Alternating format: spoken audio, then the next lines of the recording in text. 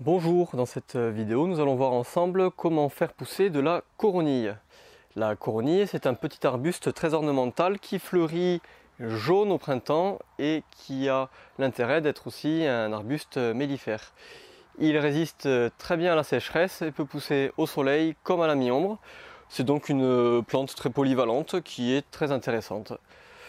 Son feuillage également est persistant et donc dans le cas où l'on ferait une plantation pour se cacher d'un vis-à-vis, il est également intéressant et il tolère aussi les sols pauvres puisque c'est une légumineuse, il a donc la faculté de fixer l'azote.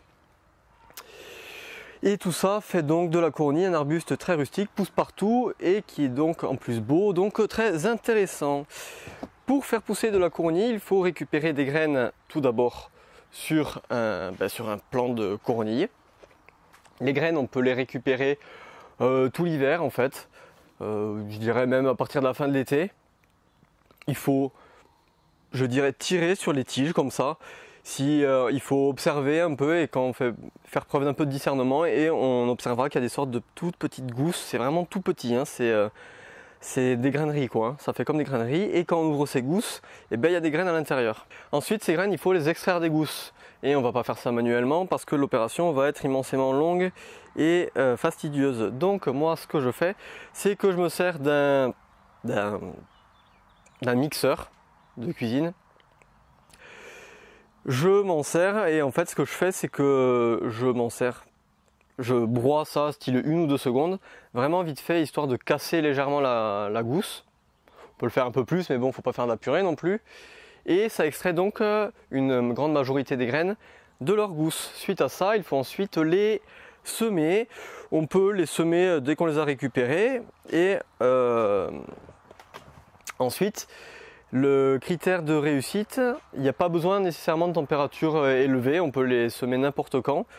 Elles germeront de façon échelonnée si la température est basse pendant l'hiver, mais c'est pas bien grave.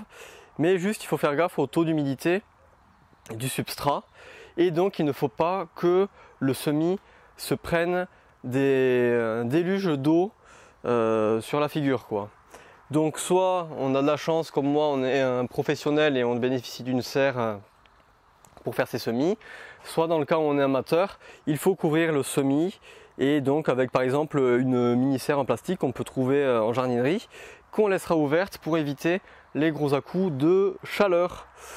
Voilà, et donc là c'est un semis de coronille que j'ai fait il y a un mois, que j'ai fait dans ma chambre à semis, hein, attention, hein, c'est pour ça qu'il a germé assez vite. Si j'avais juste fait dans ma serre maintenant en février-mars, il n'aurait pas germé aussi vite et de façon aussi homogène.